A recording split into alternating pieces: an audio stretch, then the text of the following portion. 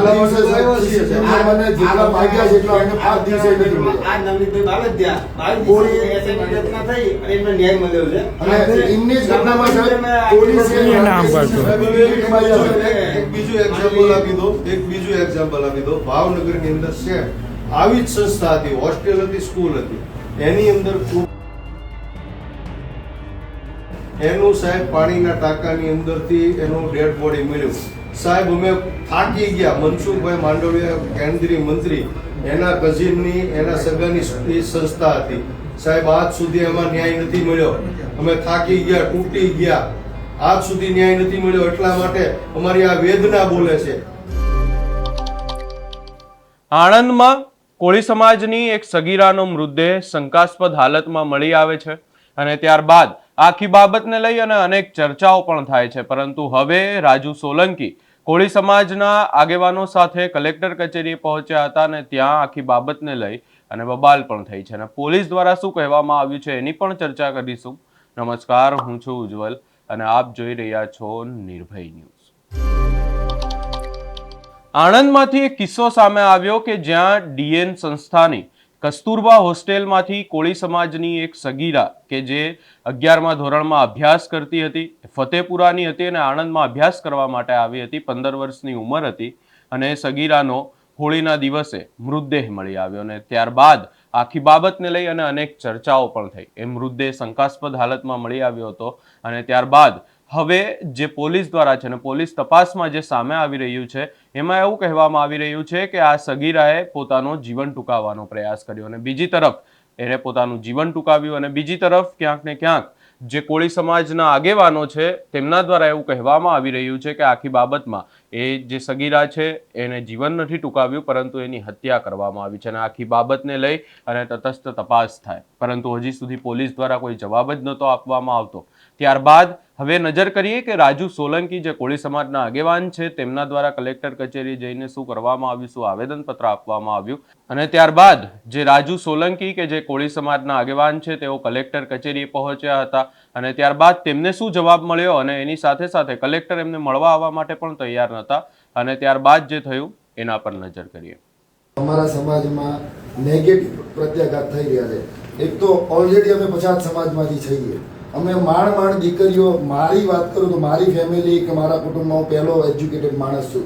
માંડ અમે છોકરીઓને ભણાવવા માટે તૈયાર થયા. માંડ અમે એમને હોસ્ટેલમાં મૂકવા તૈયાર થયા. તો વર્ષે ને વર્ષે અમારી દીકરીઓ આવી થાય.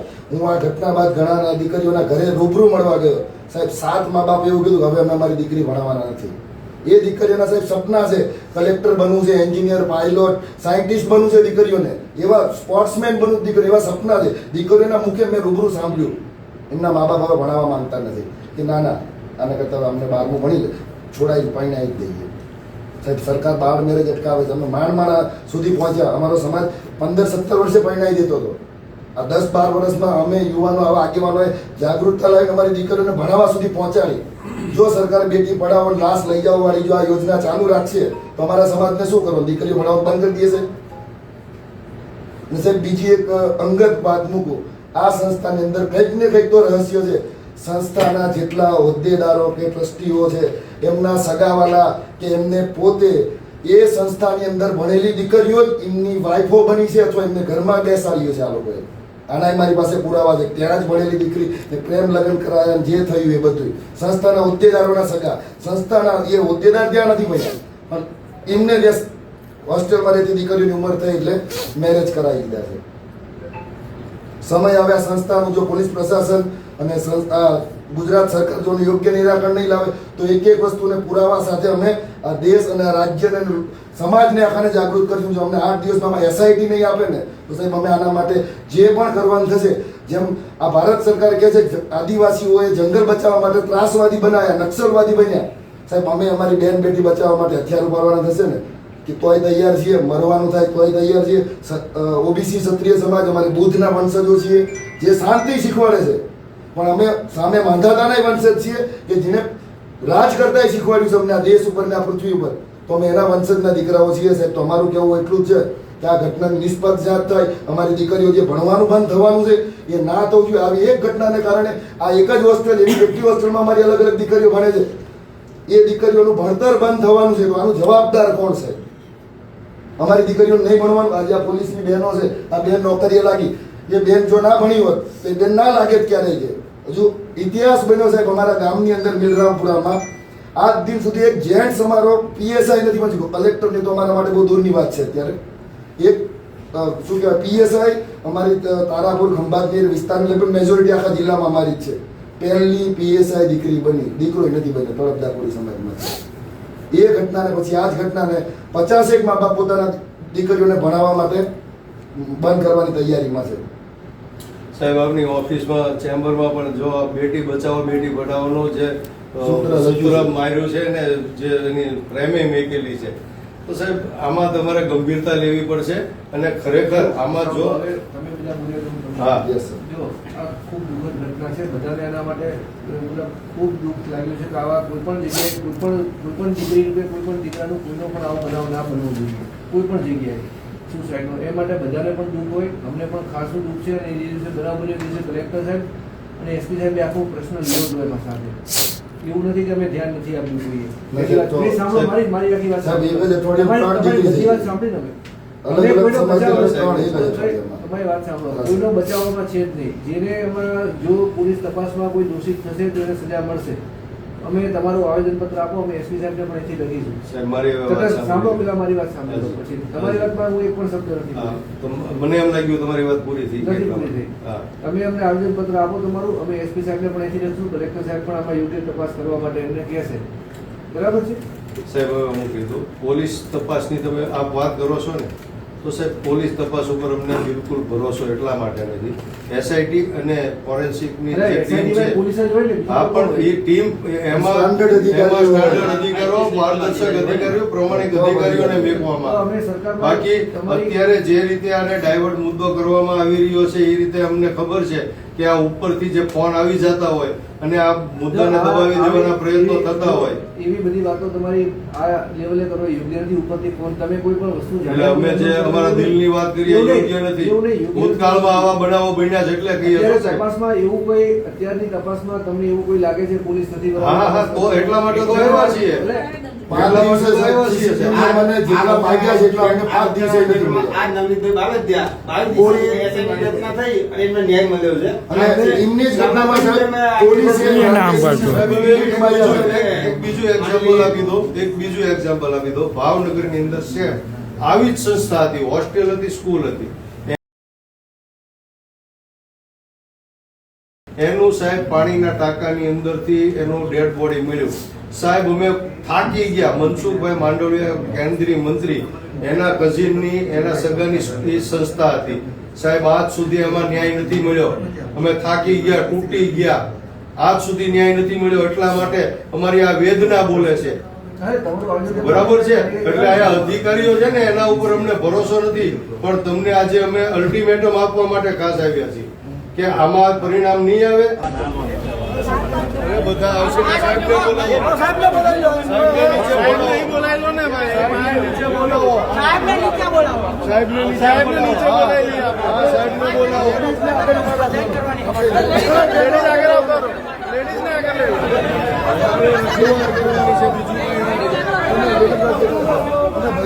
તમારે રજૂઆત કરવાની છે. સાહેબને તમે નીચે બોલાવો. સાહેબને બોલાવો ને.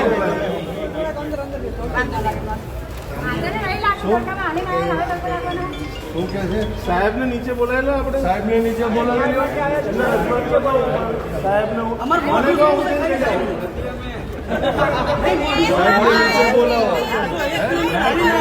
સાહેબને પહેલા પરમિશન ટાઈમ આપેલો સાહેબે ટાઈમ આપેલો છે. કેમ સાહેબ ક્યાં હોય? પણ સાહેબને પ્રોટેક્શન વિથ પ્રોટેક્શન લાવો ને. અમારે કઈ સાહેબ હારે એવું નથી. અમે તો ખાલી રજૂઆત મૂકવાની છે. અમારો જિલ્લાનો રાજા છે. અમારે અમારા રાજાને મળવા માટે સાહેબને નીચે બોલાવો. અમારો જિલ્લાનો રાજા અમને સાંભળવા આવે છે. અમારો રાજા યસ સર. 5 થી 7 લોકો કલેક્ટર કચેરી આણંદ ખાતે આવેદનપત્ર આપવું. પણ સાહેબ મારા સમાજના લોકોની ભાવના છે કે કલેક્ટર જે અમારો જિલ્લાનો રાજા છે, અમારે રાજાને મળવું છે. અમારે રાજાને કહેવું છે કે ભાઈ તમારી પોલીસ, તમારું તંત્ર અને ડીએનના સંચાલકો અધદ શું કહેવાય નિષ્ફળ ગયા છે, નિષ્ફળ totally નીવડ્યા છે. નિષ્ફળ ગયા છે.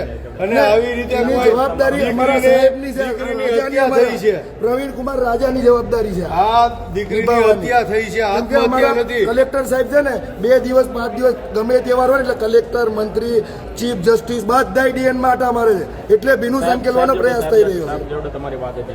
હા તો બોલાવી દો સાહેબ ને અહીંયા. મેન સાહેબ ના હોય તો આરએસએસ સાહેબ ને મોકલો નીચે. નહીં, મેન સાહેબ ને મેન સાહેબ છે હા. છે, હાજર જ છે. મેન સાહેબ ને બોલાવો ભાઈ.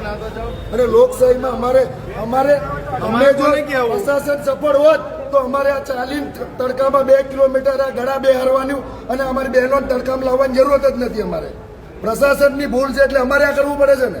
અને આ એક એ નહીં લોકોએ જ અનેક કામ વાર આવું કરતા થયું અમારે છે. ક્યાં કરવાની જરૂર હતી આ બધી? આ પ્રશાસન છે ને મોટા માથાઓને છાવરે છે, મોટા વગવાળાઓને, સત્તાધારીઓને, માલે તુજારોને છાવરવાના ધંધા કરે છે.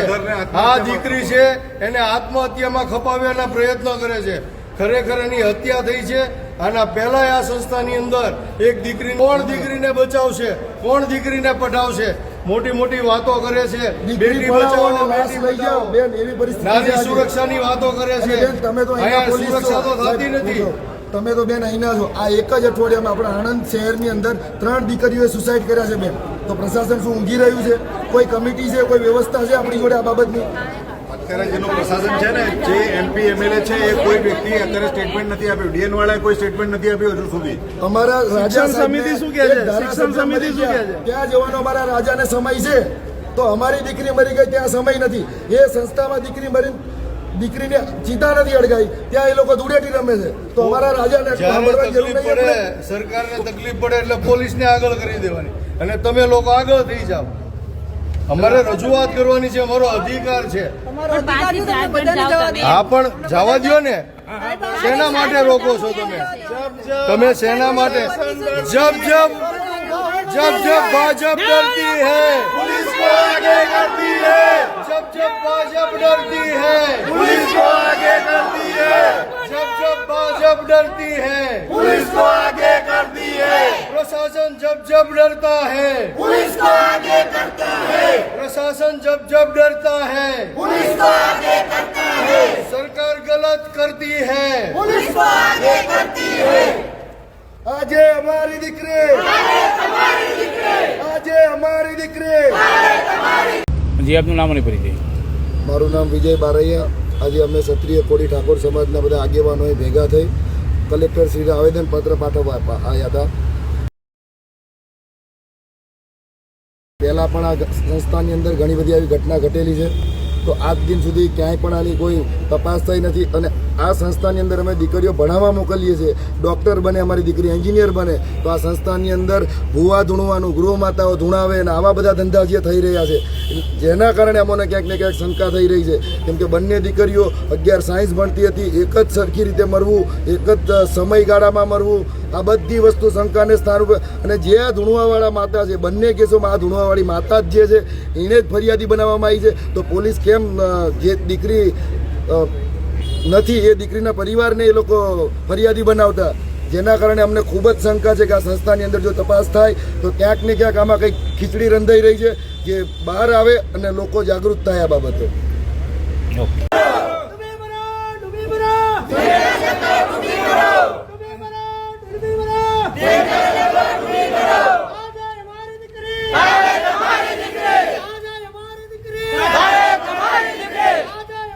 મારું નામ વિજય બારૈયા. હવે આ ઘટનામાં તપાસની આ માંગણીને બધું કરવાનું મુખ્ય કારણ કે ગયા વર્ષે પણ આ જ સમાજની એક દીકરી અને આ વર્ષે પણ એ જ કોળી સમાજની, અમારી ક્ષત્રિય કોળી સમાજની દીકરી થઈ. તો બંને દીકરીઓની ઘટનામાં ઘણી બધી સિમિલારિટી છે.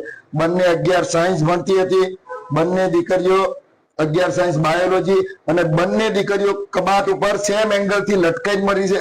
બંને દીકરીઓના પગ નીચે અટકે છે, જેના કારણે અમોને અને અમારા સમાજના અને આગેવાનોને લાગી રહ્યું છે કે ક્યાંક ને ક્યાંક આ સંસ્થાની અંદર કંઈક તો એવું બની રહ્યું છે કે કંઈક તો એવું રહસ્ય છે કે જેના કારણે દીકરીઓ ત્યાં સુસાઇડ કરવા તૈયાર થાય છે.